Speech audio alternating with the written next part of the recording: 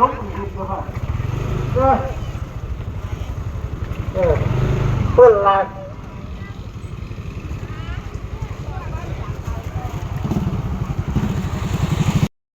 ป้าเนี่ยสี่ว่ามีนามสกุล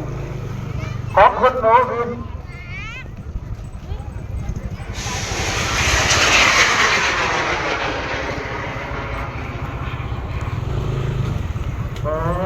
ไปหูเดียวกันว่าไปเนาะทำต่อไปเป็นของท่านสอบต.ไวยพจน์ภูมิเกียรติไปของคุณเอาคุณเสียนานั่นอยู่สารัฐไม่ได้การครับรถเป็นครับรถกันโอ้ไอ้ครับรถเนี่ยก็สักทีง่ายๆที่32 รอบหลายก็สักเกือบก็ดีดีนะครับเป็นแต่หัวโค้งกันเด็ดตั้งไฟกันพร้อมมาเลยนะครับแบกมาเลยว่าจุดให้พี่น้องได้เบิ่ง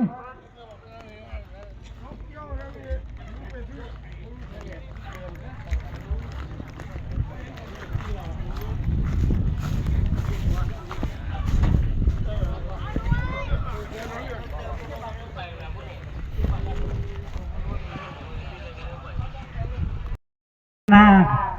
ลูกสาวอีกสุชาวดีไปขับรถบรรทุกใหญ่อยู่สหรัฐอเมริกา USA เนาะผลสำเร็จในการดำเนินชีวิตนี่ล่ะหลวงปู่เอาแล้วครับพร้อมแล้วนับ3 2 1ปุ๊บ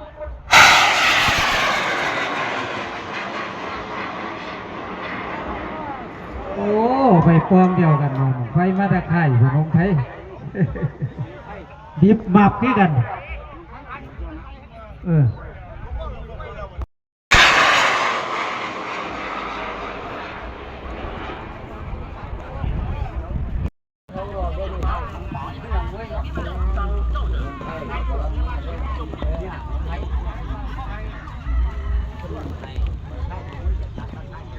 โอ้ยถ่ายรูปเลยเนี่ย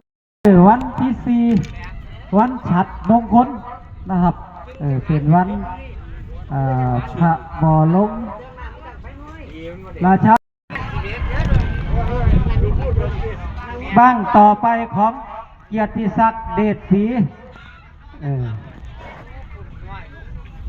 ไปเห็นงานโยไต้หวัน3 2 1ปึ๊บเป่าบิดอิมซิมอยู่ไหนนอนอ่ะ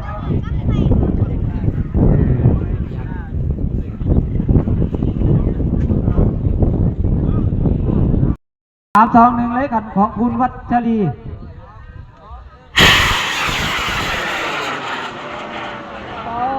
เพียง2 ลองสันติโสมาสุขครับเกียรติศักดิ์เดชศรีพ่อง3 2 1อ๋อเป็นไงเนาะ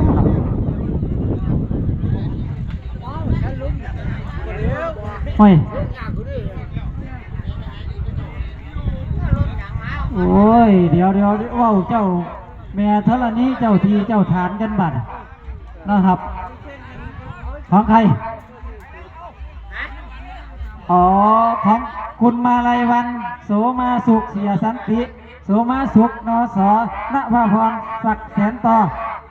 3 2 1ครับ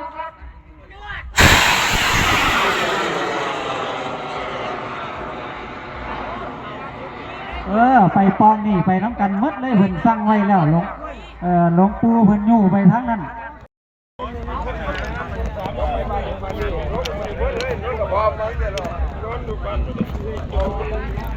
เป็นที่ขึ้นที่บ้าน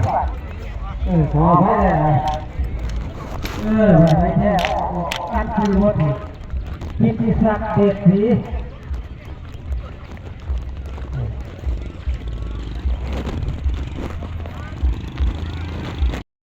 ประจำปี2569สำหรับปีนี้ที่ตรงกับปีวันอัง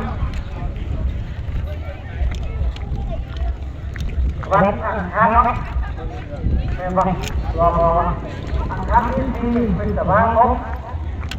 วันจันทร์งานวันไหนเมาหมันที่มันติดกับเมืองใหม่ไทยใหม่ไทยอารีคุณเป็นตั้งใจอะไร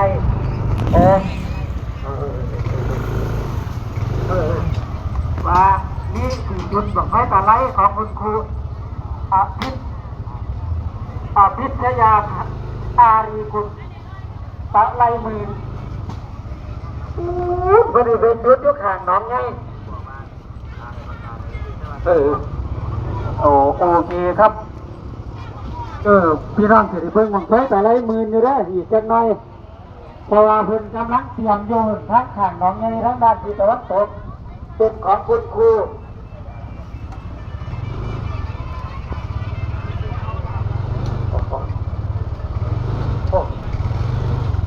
นี่รถทั้งไม่รถเพื่ออะไรหน่อยยุ่งมากครับเว้ยครับ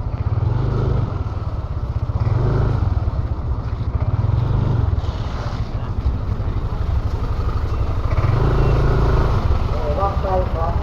สุดท้ายวัดศรี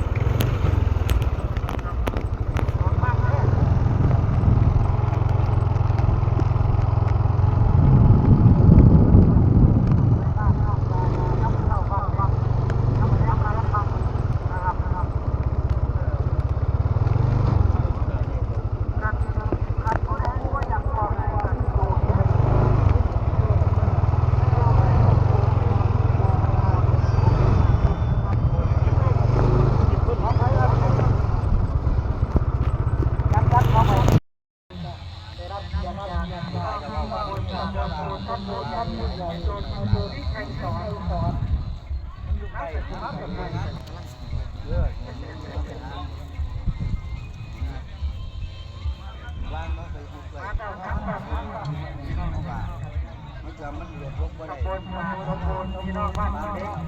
บ้านดีบ้านนอนบ้านนอนบ้านนอนอบตกรรมการก่อนที่ผมมาแจ้งไว้